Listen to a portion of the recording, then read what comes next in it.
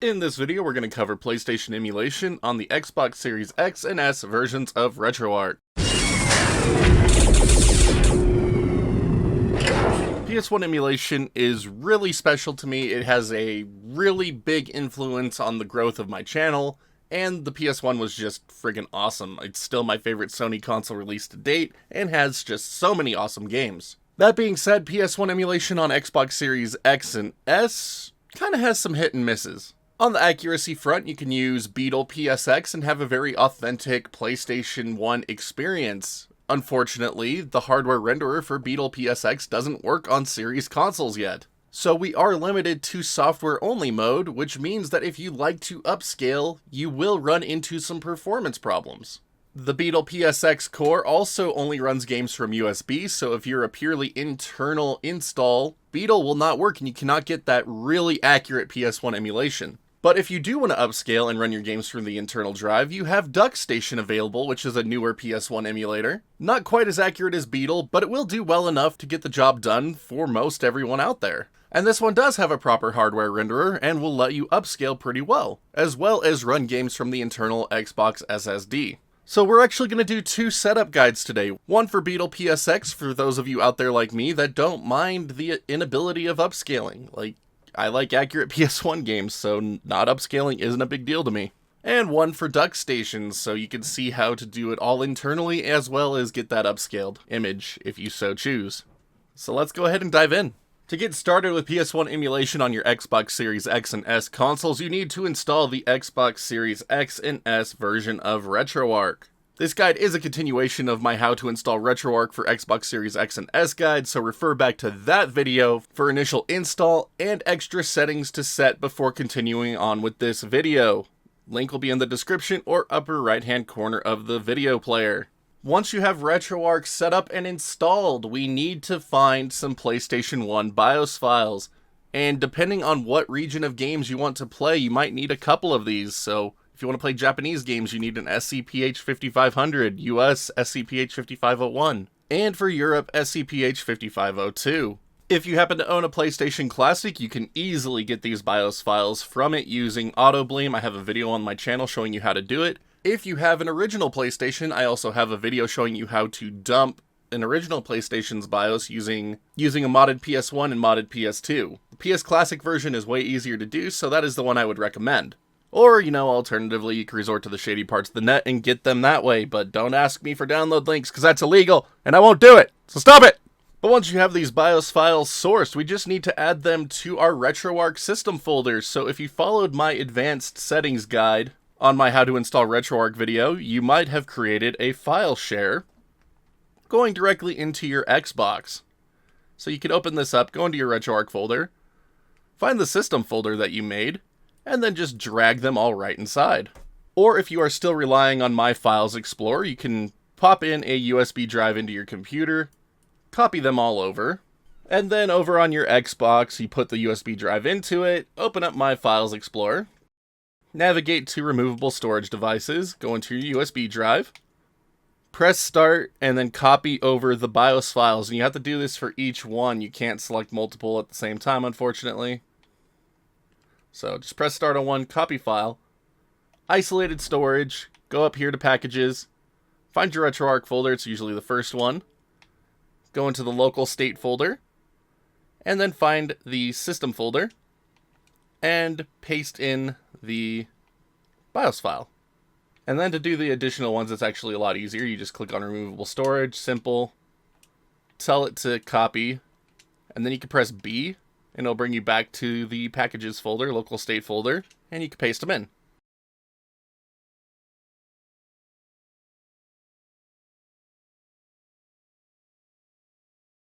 And once you have all those BIOS files placed, we're ready to move on to game prep. Next, you need to source some PlayStation 1 games. I do have a guide on my channel how to use the PC version of Retroarch to dump all of your CD-based games if you happen to have a large physical collection. Or, you could always do the shady parts of the internet again. I really don't give a flying crap which way you do it, but as always, just don't bother asking me for illegal download links, because I'm not going to give them to you. So, there we go. Yeah. Now, this guide is specifically for Beetle PSX. So your PlayStation games need to be stored on a USB thumb drive or external hard drive of some sort. They will not run from the internal Xbox SSD as of this video. But just a quick note on PlayStation software. Proper PlayStation dumps come in bin queue format. Now, one of the limitations of running your emulated games from external storage is that the Xbox will not copy over multi-track games. So if your games have multiple bin files, you are going to need to convert those to either PBP format or CHUD format before you can run them from external. If they are just a single bin and queue, they are fine. You don't need to do anything here. And then same thing for multi-discs, make sure they're just single bin and queue. Unfortunately for us, M3U files don't work on the Xbox version of Retroarch, so we can't have these appear as just one single nice listing, but that's okay. We can live with that. But make sure all of your games are in the proper formats. Make sure they're single bin queue files. If they are multiple bin files, you will need to convert them. So for example, my copy of Beast Wars here, this will not actually work on Beetle PSX right now. We will miss out on this second bin file. So for Beast Wars, I'm actually going to convert it into a CHUD file. So I will have a link in the description below to get CHUDman. And the conversion process is pretty simple. All you need to do is just copy over CHUDman and the bat file to the folder of the game you need to convert, and then you can run the bat file. And it will begin compressing that game into one single file. And it will be compressed, so it'll be actually smaller than the original base file. And once that's finished, you'll have a single CHUD file here, so I'm just going to move this out of this folder real quick. And just put it right there. But the rest of my files are good to go. I'm not going to bother converting everything because I don't have to. Well, actually I have to convert Dino Crisis 2. But once you have ensured that you have your games in the proper format, either a single bin queue file or in CHUD format, we're ready to copy these over to our USB thumb drive. So I'm actually just going to pull out the Beast Wars and Dino Crisis folders real quick. There we go. Then I can close that, open up my USB thumb drive, and drag my PlayStation Games folder over to my USB drive so I can begin playing these games. And once the games have finished copying over, go ahead and take the USB drive out of your computer and pop it into your Xbox. Alright, let's go ahead and get booted into Retroarch.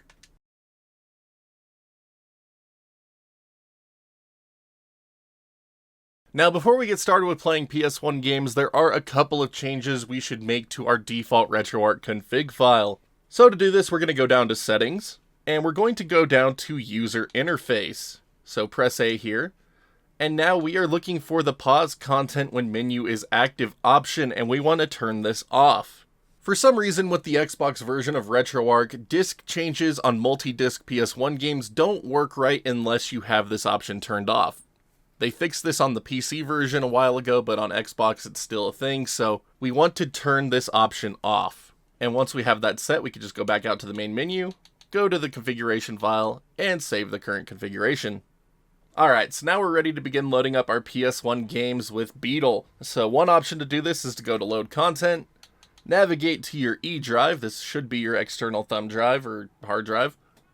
Scroll down to your PS1 games, select a game, tell it to load up the Q file, scroll down to Sony and load it up with Beetle PSX. You could do so with Beetle PSX hardware or Beetle PSX. They're going to run the same because the hardware accelerated stuff isn't enabled under Beetle PSX hardware right now, so they're basically going to be the same. So it shouldn't matter which one you choose here. But for my intents and purposes, I'm going to be using Beetle PSX. Now, I don't personally like loading up games this way. What I like to do instead is make a games playlist.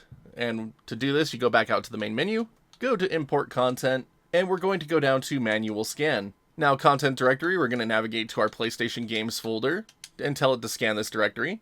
System name, scroll down to Sony. Use right on the D-pad to go quicker. And we're looking for PlayStation. And the default core.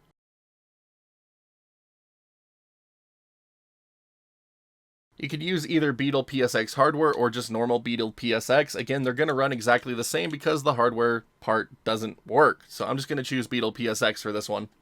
Now for PS1 games, they are going to either be in CHUD or BinQ format or PBP format if you did them that way. I'm not covering that in this video though. But we need to set a file extension here so that way we don't scan every single game and its bin file. We just want the Q file or the CHUD file. So in my example here, we made a couple of CHUD games as well as have BinQ games.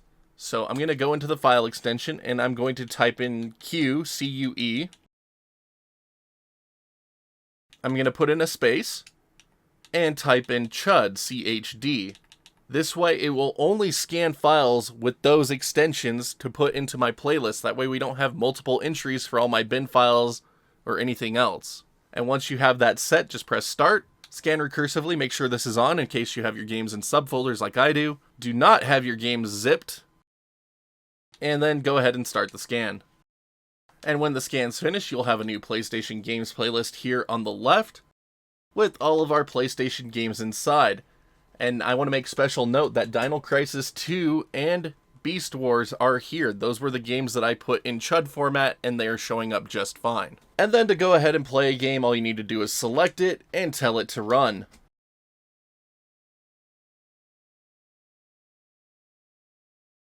And I loaded up Beast Wars here because it was that CHUD format game on USB and it is working perfectly. So there we go, PS1 games up and running on the Xbox Series X and S version of Retroarch. But let's go ahead and talk about multi-disc games here real quick. And my example game here is going to be Chrono Cross. So I loaded into Chrono Cross Disc 2, and when I tell it to start up a new game, it will ask me to insert Disc 1. So to do this, go into your Retroarch quick menu with your assigned hotkey that you did on initial setup, and scroll down until you find Disk Control.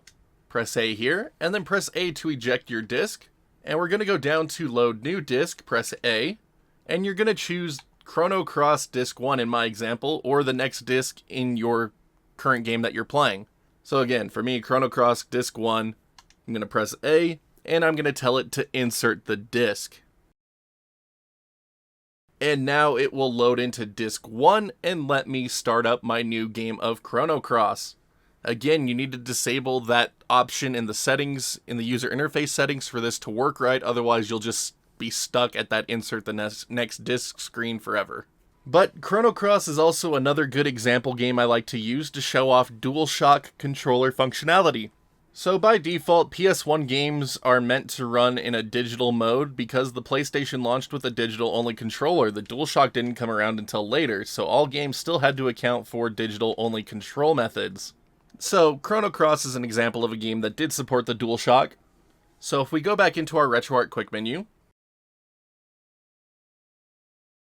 back out of the disk control option here, if we go up to controls and go to port 1 controls, we can set our device type, and this is set to just the normal digital only PlayStation controller by default. But we do have a crap ton of other options available for input modes, one of which is of course the DualShock. So if we turn this on, you'll see in the back there my game switched over to knowing it's using a DualShock. So now I can control my game using the analog thumbsticks. But again, there will be a number of games that don't work if you have your controller set to DualShock. So one method of dealing with this is to just go into your port 1 controls, change your device type back to the PlayStation controller.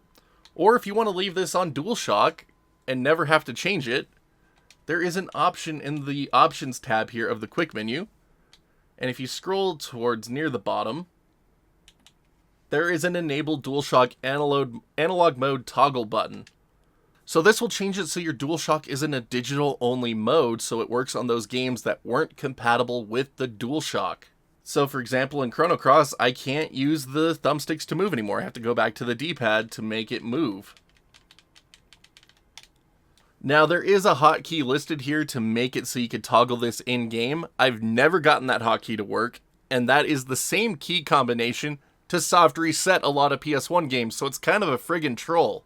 But if your game supports DualShock, leave this off. If your game doesn't support the DualShock, but you don't want to change the controller type every time, you can just turn this on. You could also set per game options as well, so if you do have a game that doesn't work with the DualShock, you can turn that option on and save it as a game override. So that way every time you load up that game, it will be in the correct controller method. But let's go ahead and talk about some of the advanced core options available to us within Beetle PSX. So going back into our Retroarch quick menu, scroll down to options, and our first option is internal GPU resolution. So you can do a bit of upscaling within Beetle PSX, but since it is restricted to CPU only, we can't go as crazy with it as we can in DualStation. So for example, we are set to 1x by default, which is good. So if you go into this option, you can see that we could go up to 16x. That is a ridiculous pipe dream. More realistically, you may be able to set this to 4x, but even that will lag in a number of games. So for the safest upscale within Beetle PSX without any hardware renderers, 2x is your best bet. And I mean, that isn't anything to scoff at. Like, it looks pretty dang good just being 2x upscaled. Like, it still looks really nice. But don't expect to get up to full 4K. If you want that, you need to use DualStation. Next up, we have the dithering pattern, and this is set to native by default. If you're upscaling, turn it to the internal resolution so that way it scales with the internal resolution, makes it look a little less awkward. There we go. Next, we have PGXP operation modes. So PGXP is an awesome option. It helps to get rid of some of the texture warping and geometry warping in PS1 games. So for those of you that play a lot of PS1 games, you know the look that I am talking about.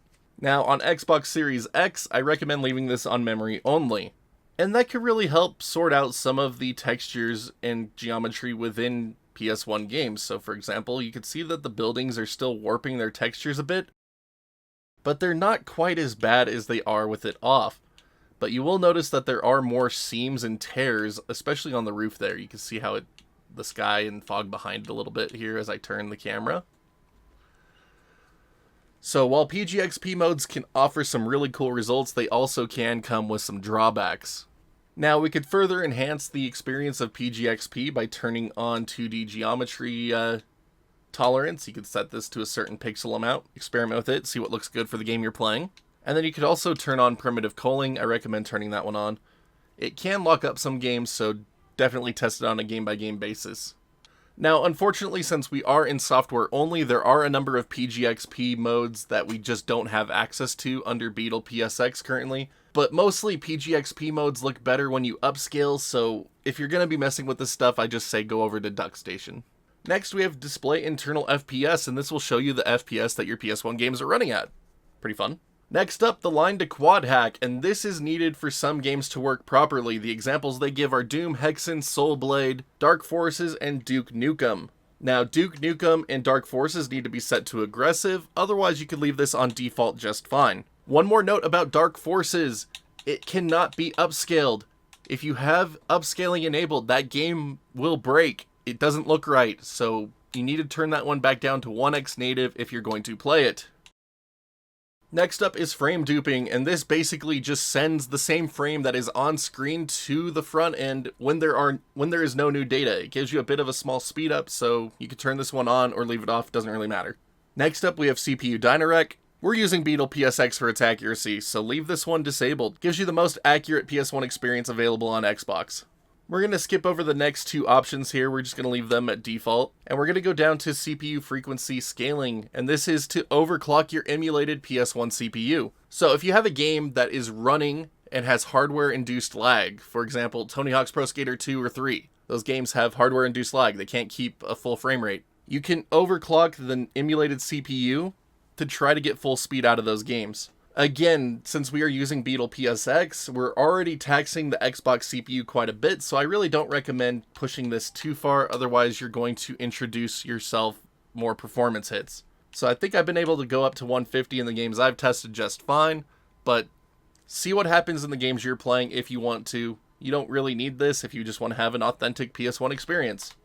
Next is a GTE overclock, so this is for the GPU coprocessor and 3D graphics. You could try enabling this if you want to see if those will run faster. Again, not needed for an authentic PS1 experience. And then same thing with GPU rasterizer overclock. You can set this up to 32x. No games really benefit from this option in my experience, so just leave it at 1x. Next, we have a skip BIOS option, so if you don't want to see the PS1 BIOS or that PlayStation boot screen, you could turn this option on to skip past them. Now, if you're playing PAL region games, I don't recommend this. There are a number of them that need the BIOS to play out. Otherwise, you'll get like copy protection warnings and other things like that. So I personally prefer to leave it off. Next, we have core reported FPS timing. This is set to progressive by default. You can also change it to interlaced or allow automatic toggling. I recommend just leaving it on progressive. Next, we have a core aspect ratio, and this is set to corrected by default, and that gives us this look that you see here in the background. We can also change this to uncorrected, which makes it stretched and interesting. Or you can set it to force 4:3, which is honestly what these games should look like from most CRT televisions of the day. So honestly, I prefer to leave this on force 4:3. It kind of stretches them out a little bit, makes it a little less squished. So that's just my preferred. Set whichever one you think is best for you. Next, we have a widescreen mode hack, and this does exactly what it says it's going to do. It tries to force your games into a widescreen resolution, and results can vary. Some games will work really well with it, some will not. Like, Armament Sarge's Heroes here is actually working pretty well. Like, you're not getting any of the 4:3 frame culling that you would expect from this option. So, you give it a shot, see what you think. I'm honestly not the biggest fan of these widescreen hacks. I don't know. I don't mind 4:3, so try it out for your games, see what you think. If you do decide to use the widescreen mode hack, you could also change the aspect ratio it's running at, so you could choose to be in 21:9 or 32:9. Results can get very interesting, to say the least. Next up, we have PAL video timing overrides. So if you have PAL games that you want to have run at NTSC timings, you could turn this on. Doesn't work for everything, but worth a shot. Next, we have a couple of cropping options. So crop horizontal overscan is on by default. You can turn this off if you want to have more of the black bars on the side of the screen to appear. Then you can also turn on additional cropping here up to a certain pixel amount if you want to trim off some more garbage data that might be at the borders of your screen. Then you can also offset the cropped image if you so desire. Next, we have a couple of initial scanline options. I'm going to ignore these. And that brings us to our CD access method. And by default, this is set to synchronous, which means that the disk will be read as it is needed. If you get errors or slow read speeds, you can set this to asynchronous or pre-cache. Pre-cache actually stores the entire disk image to the Xbox's RAM, making it so you should have no disk speed issues. Next, we have the CD loading speed, and on PlayStation, this is 2 times. You can increase this speed in emulation, but it will break certain games, so I recommend just leaving it at native. But you can try it on a game-by-game basis and see what you think. It will help reduce load times, so that's always nice. Next, we have memory card 0 method, and this is set to libretro by default. If you want to, you could also set this back down to mednafen. If you plan on having shared memory cards, you will want to set this to mednafen. That way you can change the memory card index down here at the bottom. I'm going to leave mine on libretro, so that's all we're going to really discuss about that. Next, we have enable memory card 1. This is port 2's memory card, so if you want to have that on or off, you can set that here. And then our next option is shared memory cards. So again, if you want to have a shared memory card for games like Metal Gear Solid, you will want to change this memory card 0 method to mednafen. So that way when you run out of space in one memory card, you can change the index down here. That way you can have another memory card. Next, we have analog self-calibration. I recommend turning this on. There are a number of PS1 games that have very interesting analog ranges, and as you play through them with this option on, your controller will adjust to those. Then we have the enable DualShock analog mode toggle, as we went over earlier. And then finally we have a couple of multi-tap options, so you can enable a multi-tap in port 1 or port 2 if needed. You'll just need to go in and make sure that you have controllers set for players 3 and 4 in the control tab here. Next, we have a bunch of light gun options. Mouse input does not work currently in the Xbox version of Retroarch, so light gun stuff is basically out of the question. Same with mouse stuff, unfortunately. Next are a couple of NegCon twist options if you have a NegCon emulated. And then again, memory card left and right indexes that we touched on a bit earlier. Now, if there's an option that you want to have set per game, but not an other one, you can save a game options file under the Manage Core Options tab here, and then save a game options file.